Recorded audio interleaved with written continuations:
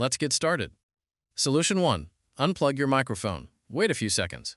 Plug it back in securely. Sometimes Windows just needs to redetect the device.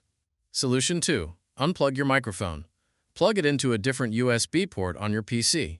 This helps if the original USB port is not working properly. Solution 3. If your microphone has a physical mute button, check the button on the microphone. Make sure it is not muted. Ensure the LED indicator, if available, shows it's active. Solution 4. Go to Search and type Find and Fix Problems with Recording Sound. Open it.